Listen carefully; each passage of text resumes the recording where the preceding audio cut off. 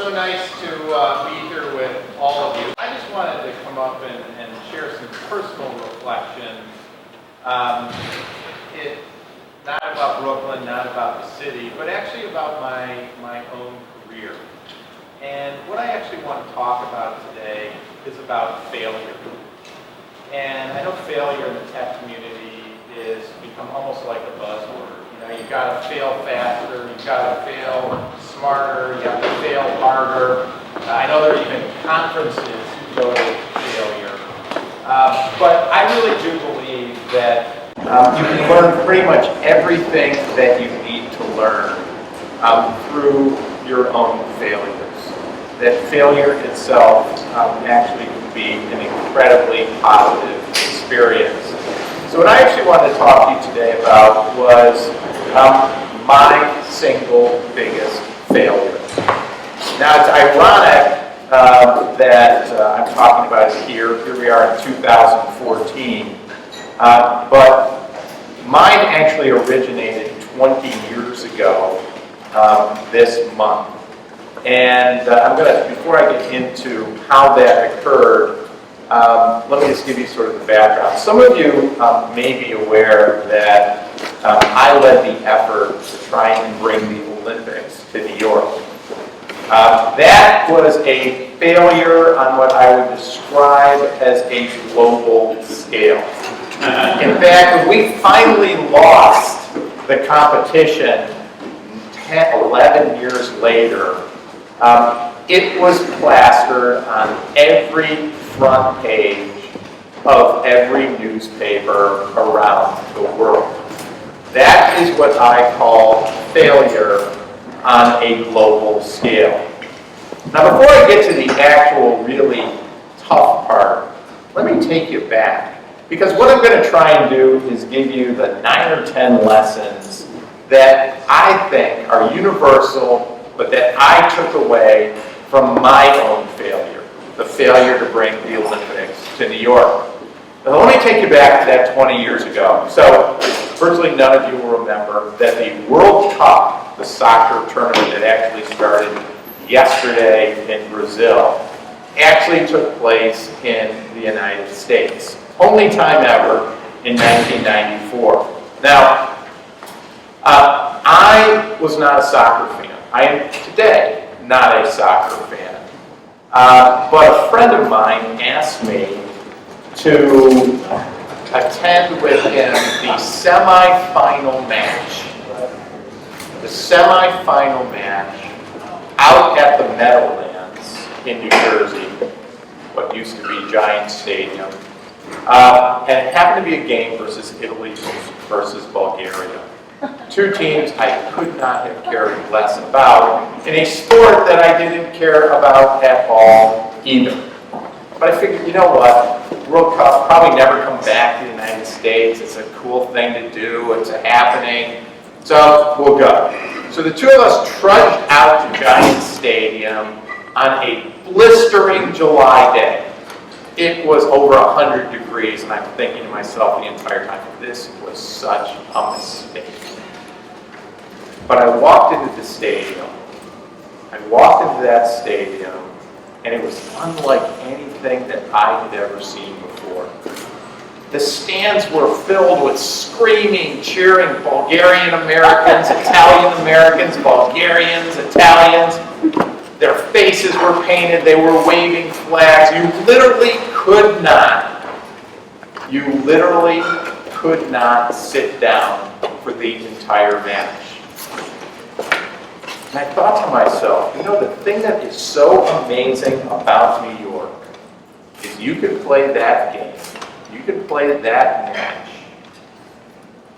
in a stadium in New York with any two countries in the world, and the feeling would be exactly the same. And standing there, I thought to myself, why has New York, the most international of cities, never hosted the most international event, the Olympics? And I actually left the stadium that day with the idea that New York ought to host the Olympics. Lesson number one from my biggest failure is inspiration. Great ideas can happen at any time. You gotta recognize that you might have, write it down. You still use pencil and paper. Use Evernote if you have to. Write them down, think about them a little bit.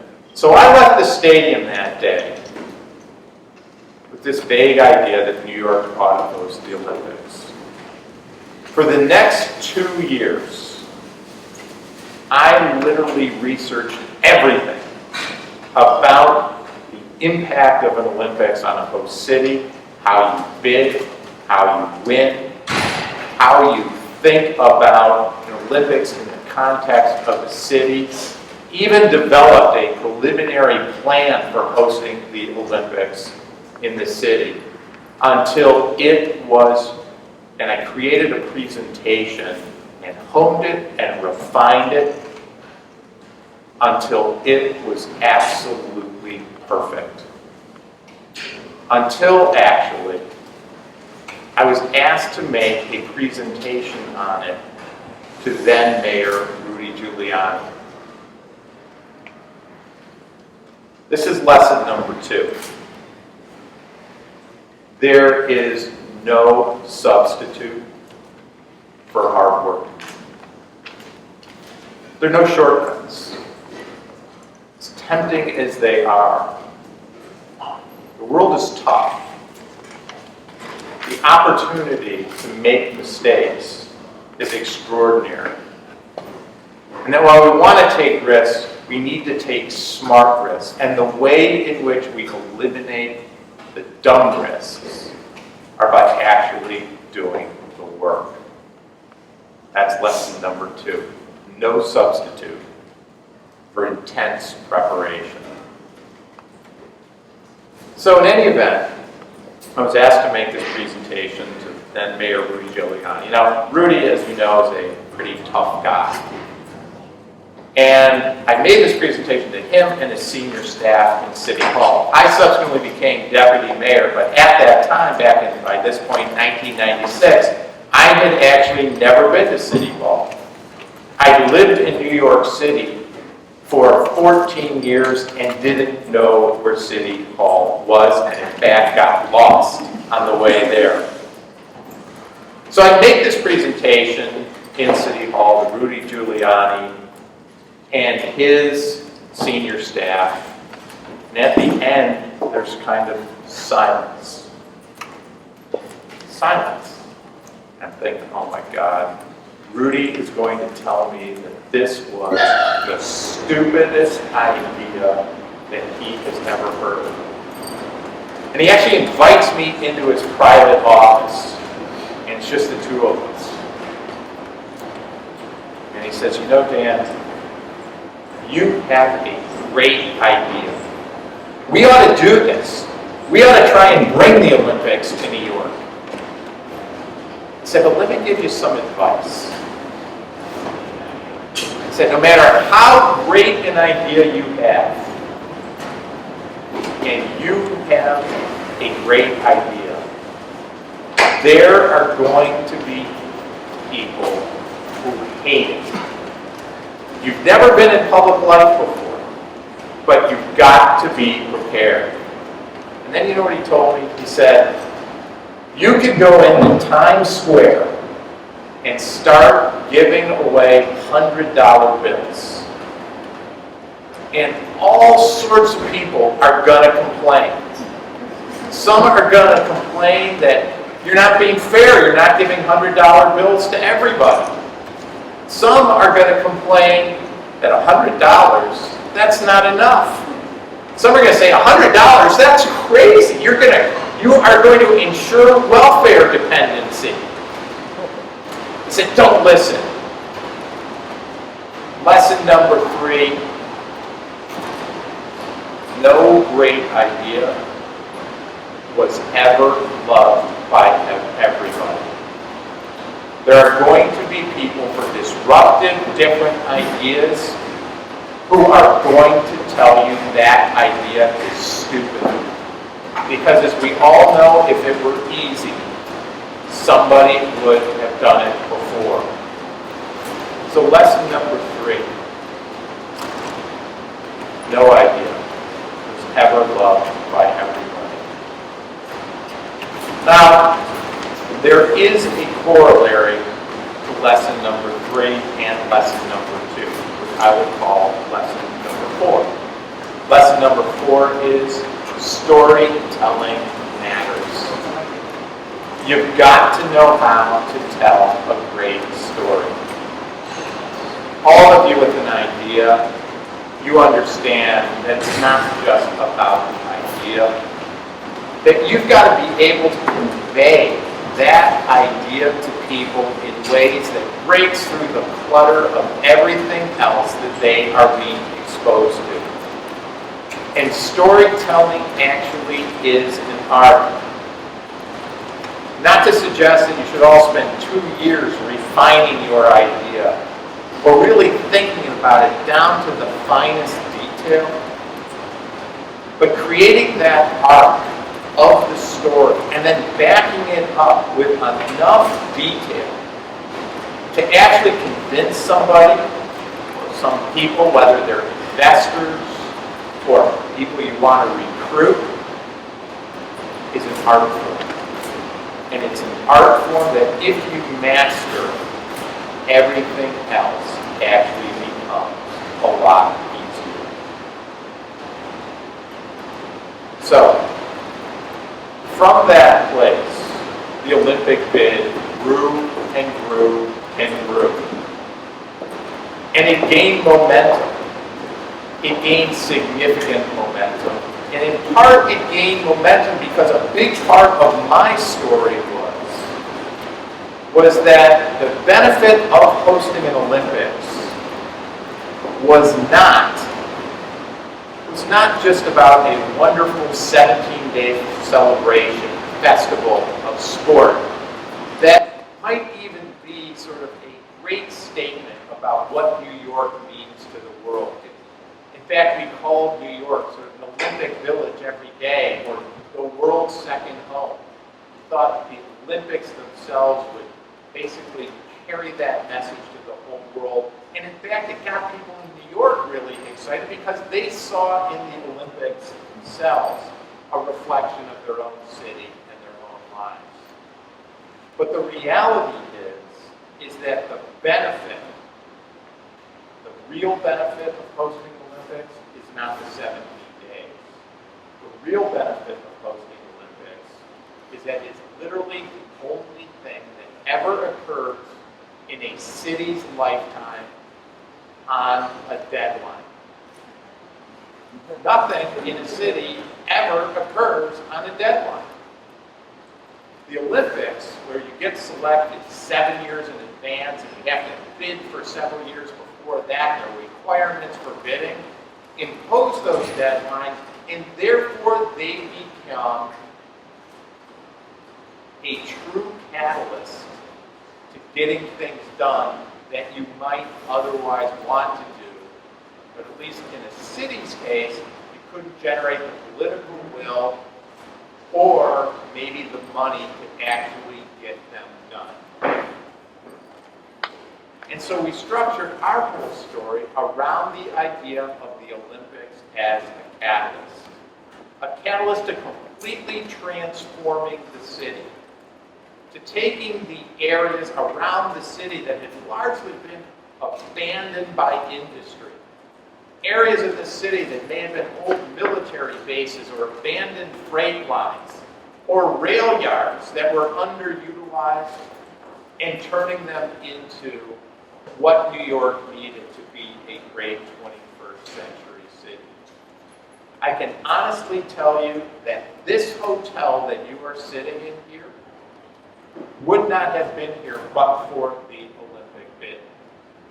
That we actually, right down the street where you see that park, we actually had a plan. We actually had a plan to put beach volleyball along the water here in Williamsburg. We always understood that it was the most popular Hasidic sport, and therefore, this was before hipsters came to Williamsburg. But it wasn't just about saying, okay, we're going to have a venue, a fake beach with 10,000, 15,000 people in Williamsburg. It was about creating an entire plan around it, which included rezoning the entire area, all of Williamsburg and Green Plain, for residential and commercial use, including hotels. That all happened. That plan all got approved before the final decision about the Olympics.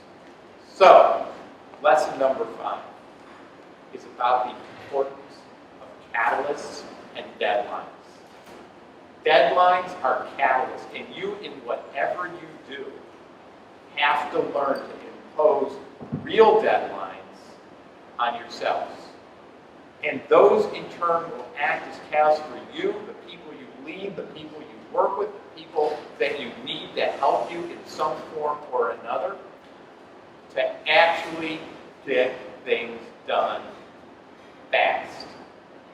We all know that whatever you do, you're in a competitive environment and speed matters. The story we told about New York and the Olympics was the reason the catalyst works is because it's like you invite somebody over to your house.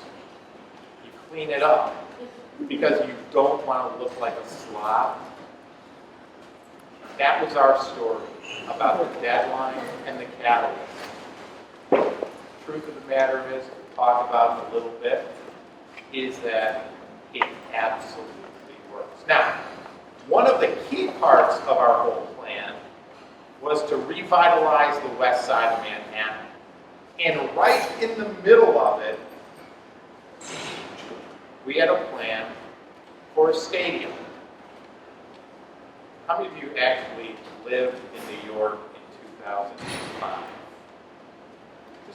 The rest of you, maybe even those of you who were here, may not remember, but the battle over putting a stadium on the west side of Manhattan, which, by the way, would have been the Olympic Stadium, then it would have been converted into an extension of the convention center and the new home for the New York Jets, became the single most controversial thing that happened within the 12 years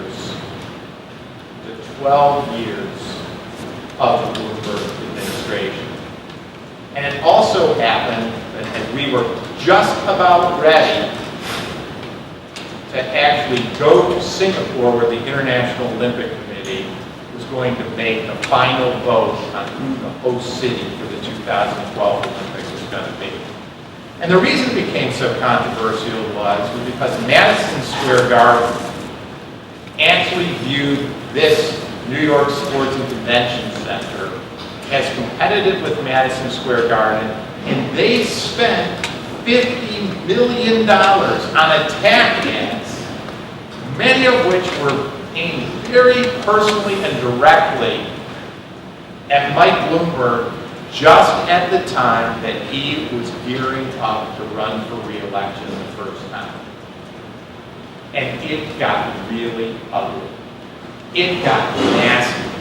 I mean, there's nothing like seeing your name plastered on a billboard as a proponent, evil proponent of this horrible thing. And it was occurring just as he was getting ready to run. In fact, we could literally watch his poll numbers decline as Cablevision, Madison Square Garden spent more money to defeat it. It got so bad that about 3 months before the Olympic decision, I went to Mike and I said, you know, this is getting so bad that if the cost of us winning the Olympics were we're winning the stadium battle is that you actually lose for re-election, then it's not worth it, and we should just stop. Now, Mike and I had a great relationship, and this was the first time that he got furious with me. I'll never forget. He looked at me and he said, "I don't ever want to hear you say this again. We got into this together. It's the right thing to do, and we are going to see it to the end." So we did. 1 month later, the state legislature rejected the idea of a stadium on the west side, placing our entire Olympic bid in peril. What was the only thing that he said to me? The only thing that he said was, "What's our plan B?" Within 4 days, we turned around and had new deals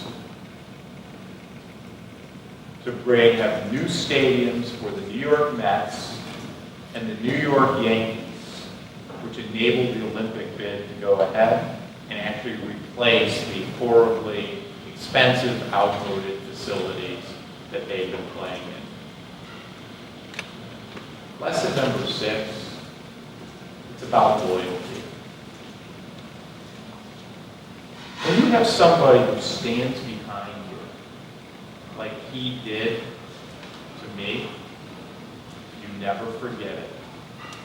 You never forget it. And if you think about building an organization, there is no better way to build the trust, the confidence, to develop the reputation that you are a great person to work for, and to get other people to do what you need to do even under the most difficult conditions, and to be loyal to them when they are absolutely at their worst. As a result, I felt there wasn't anything that I wouldn't do for him, including running his little company later on. Loyalty matters. Never forget it. So, we were 3 months away from the Olympic decision, 2 months after the state legislature turned down the stadium. Now, in truth, I had suspected for a long time that our chances of winning the Olympics were not very good.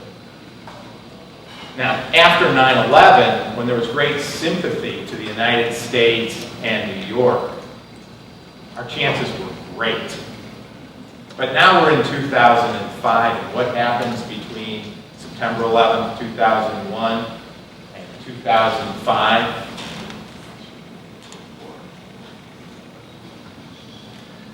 We invade Iraq. We invade Afghanistan. Look how well those things are turning out. President Bush becomes the single most unpopular person on the planet, and there isn't even a second place. And remember, the members of the International Olympic Committee, they come from 100, there are 115 of them. They're the ones who make the decision from all over the world. Everybody hates the United States. Everybody hates President Bush. Everybody hates the United States Olympic Committee. The chances of us winning, of course I can't say this publicly, I know it's a long shot. So it's about a 2-year period of time before the decision when I really suspect we're going to lose. And I dread losing. I dread that day in Singapore in July of 2005 when I am going to hear that we lost. had this pit in my stomach, literally for 2 years. I don't sleep well for 2 years, thinking about the shame, the embarrassment of actually standing on that stage in front of the entire world and losing. Sure enough, that fateful day in July of 2005 when Singapore comes, and surrounded by many supporters, press, and everything else, we find out that, sure enough, we lost. You could go back and look at the front page of the New York Times from July 6, 2005, and see a picture of me with my crestfallen face. But what I dreaded even more was coming back to New York and facing everybody, thinking they would just think that I was a loser. You know what happened? Nothing. Nobody cared. Nobody cared. If anybody cared at all, they just thought, you know what, it was sort of a good effort. And actually it had this catalytic impact on New York. But fundamentally, nobody cared. Nobody thought I was a loser. This is the most important lesson. Lesson number 7. Nobody cares about you as much as you think they do. And the reason this is the most important lesson, because if we're all honest with ourselves, we'll all recognize that the fear of losing, the fear of what people think about us, really holds us back. It makes us afraid to take risks that we really should take. And when I realized that fundamentally all this worry about what people thought was really not relevant, it actually freed me up to be an infinitely better risk taker than I was before. Lesson number 7, again, most important lesson: nobody cares about you as much as you think they do. People are not focused on you. They really care much more about themselves. Now, I don't want to tell you that, I'm just going to sign this, what? Wrap up, I think. I don't want to tell you that I got over it right away. In fact, a few months later, I did something completely uncharacteristic. And that is, I went away and rode my bicycle over the Andes by myself for 4 days, just thinking about myself. Thinking about, what did I do wrong? What are my strengths? What are my weaknesses? Taking really for the first time, I would say, concentrated all alone period of time just to understand more about myself, what was important to me. And that actually brings me to lesson number 8. Lesson number 8 is, after a loss, after a failure, by the way, it doesn't have to be just after a loss or a failure, take time to reflect. And as a result of that, I literally threw myself back into my role at City Hall. And it was in that period, in many ways, after 2005, that was by far the single most productive period that I had in government. The World Trade Center logjam was finally unlocked. We did Plan YC, the city's historic, revolutionary sustainability plan, and many, many, many other things. I today am at the place where I can literally go almost anywhere in the city and see my fingerprints on some major change in the city. Part of that was the catalytic effect of the Olympics. Part of it was throwing myself back in. And that actually, since we have to wrap up, actually brings me to the final lesson. And something I hope all of you will always remember.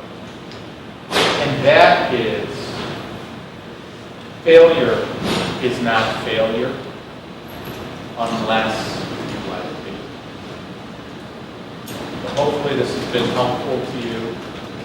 Thank you very much. And if anybody has a couple of questions, I'd be happy to answer them. Thank you very much.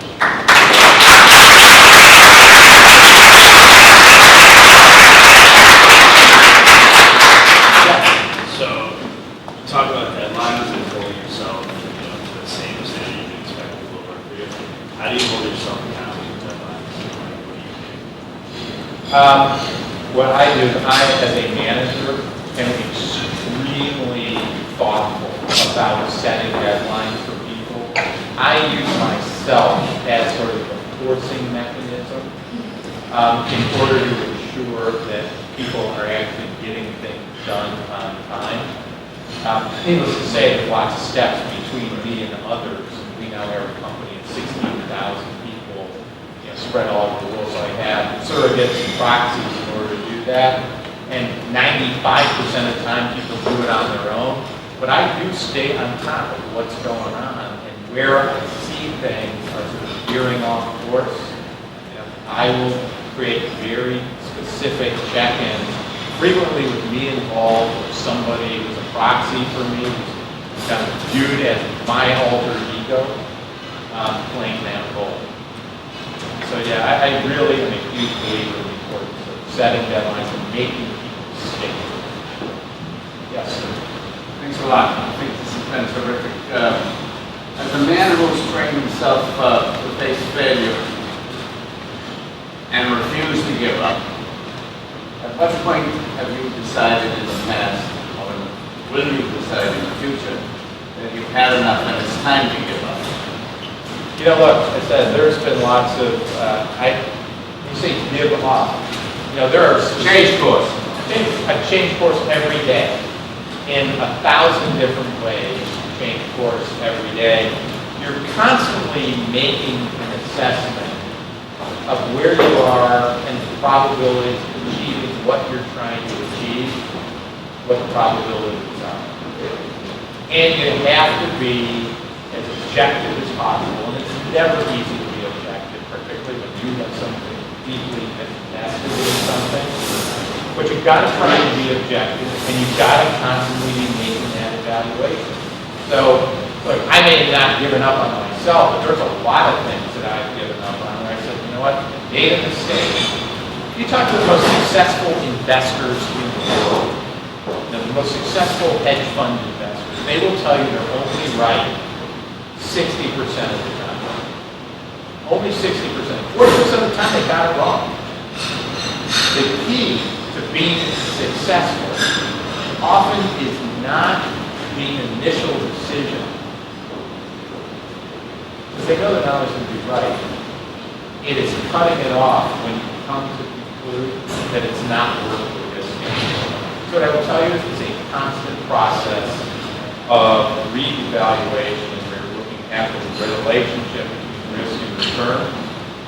I don't care whether that is as an investor, whether that is you're running a company, whether it's in government, where there's some initiative that just doesn't make sense to pursue anymore. It's the same calculation. It's actually why I tell everybody, even in government or not-for-profits, why it is absolutely essential to actually have some business experience with a focus on understanding, creating a discipline for carefully and thoughtfully evaluating the relationship between investment and return. Because it has to be reevaluated all the time. Yeah. The cost-benefit analysis that goes from the Olympics seems to be up for a new debate right now. So where is the Blasey administration wrong in saying? Well, I think to be honest, they've got their own agenda, and I don't want to be critical of the agenda at all. But I think that they saw it too narrowly. They saw it as the 17-day festival, and the reality is that you really have to view it as a catalyst. If you think back to our Olympic plan, and you think about how New York's changed, largely as a result of those Olympic deadlines and that Olympic process, you mentioned the rezoning of Greenpoint Williamsburg, the redo of downtown Brooklyn. Brooklyn Bridge Park was in our very first plan. Governor's Island was actually in our very first plan. Now, we didn't put anything for the Olympic plan in Governor's Island. It actually brought to our attention the need to buy it back from the federal government, which we did in 2002. The entire west side of Manhattan, including the High Line. How many of you ever walked on the High Line? I think it's fair to say the High Line would not have occurred but for the Olympic effort. Today, just to the north, those rail yards are getting decked over, and it'll be the single largest development in American history, including, by the way, tens of thousands of units of housing, about a third of which are subsidized or affordable. We have 2 new stadiums. We have Barclays Arena and everything around that. Parks all over the place. Rezonings in Flushing, in the Harlem, in the South Bronx. So to be honest, I don't think it's a close call. That we did just bidding for the Olympics by literally spending about $50 million to bid for it. That said, I still think if we had the Olympics, it would have been an incredible celebration of New York. I think we can only take a couple more, but go ahead. Yes, Yeah, ma'am. so just on that note, talking about all that positive change that was kind of close to happen, what do you think New York would gain now? I still think there's so much. The city. Somebody once said about New York, it would be a great place if they ever finish it. Okay? New York is never finished. So actually, I was never really proposing that New York ought to go close, and I certainly wasn't suggesting I would lead it. Actually, the origin of this most recent flurry, if you've heard them, news stories about the Olympics, was I had an idea, okay? An idea to actually move the Javits Center on the west side of Manhattan to a new location in Queens. Not really move it, but have a new world-class convention center, one subway stop literally from my office in Midtown Manhattan in Queens, built also on a rail yard in Queens that cuts a scar right through the heart of Queens. And I actually thought that could, again, produce maybe 25,000 units of housing, which are particularly important today. It could produce a logical extension with the Cornell Technion campus to create a much lower cost tech community in Queens, in Long Island City, that you could also see significant other development around it, and that it could actually all be paid for out of the proceeds of the sale of the land underlying the Javits Center. And I merely suggested that the Olympics, like we saw for the bid for 2012, could be the catalyst to actually making big projects like that occur. So there's still a lot of stuff that can happen. I'm very proud of what we did over 12 years. Very proud of the fact that you guys were all here, not just in this hotel, but as part of sort of this incredibly dynamic tech industry, which basically was left for the dead after the whole Silicon Alley 1.0 in the late 1990s. There's always things to do. New York exists in a competitive environment with other cities worldwide. The world doesn't stop. Okay? We have to keep growing. We have to keep evolving. And it's not easy to get stuff done. So my view is you take the catalysts when you can find them, you take those imposed deadlines where you can create them, because our work never ends. Somebody cut me off and we have no more time, but I'll keep going until we have Thank you. I loved what you said about personal reflection, and I was wondering, do you have a personal mission statement that drives your work and your leadership every day? You know, I've never quite articulated it, but you know what I would probably say is, if I reflected more, and this probably won't be very articulate, is that my goal, as opposed to mission, my goal is that everything I do, I want to leave whatever that is better than where I found it. And I think that's the approach that I've taken, you know, with Bloomberg, the approach I took in city government, as the way I viewed the Olympic bid. It was a vehicle to make New York better. So that's really, in many ways, what motivates me. I'm also kind of very personally motivated. I believe that, you know, somebody's worth is not evaluated based on how much money they make. It basically can be evaluated by how happy you make other people. And with the people who are closest to you sort of counting for the most, and if you almost think of it as rings around that, and so to some extent, that is a motivating force for me too. Yeah. How do you balance, I love kind of deadline-driven, balancing investment and returns. How do you balance long-term vision, long-term value creation with short-term deadlines, more easily tracked ROI? Well, you know, it's interesting. That's a really good question, and you have to do both.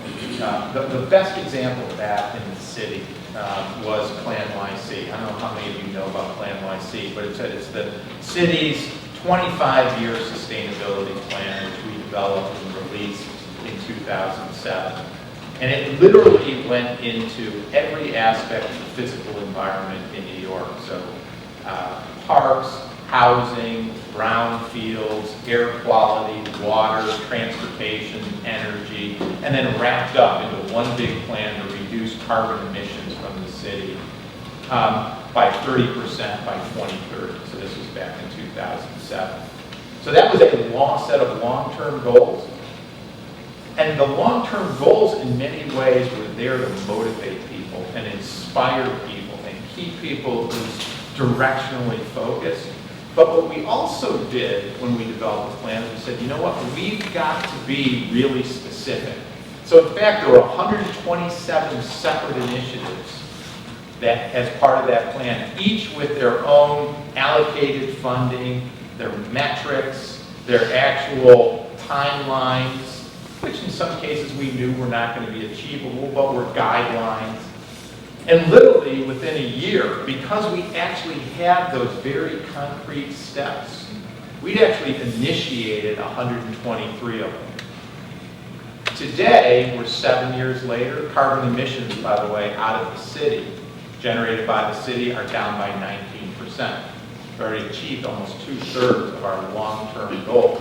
So that long-term goals are great for vision. Short-term may keep you focused. And if you're not specific enough, and of course you obviously have to be flexible enough to adjust as conditions change, then you're never going to get anything done. The long-term goals become like every other long-term plan in New York City's history, this big, thick book with a lot of pretty pictures and nice graphics that sits somewhere in somebody's bookshelf or in some library that will take, you know, somebody who comes along later months to try and find. So you got to do both. And then the storytelling is critical.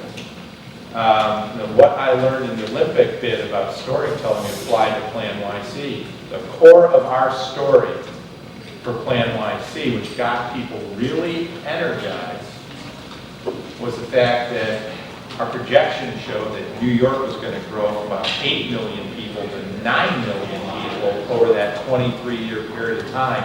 And could you imagine, given how crowded it is today, what New York would be like? And that forced everybody to begin thinking in a very graphic way. I can't see what that says. It says, cut it off.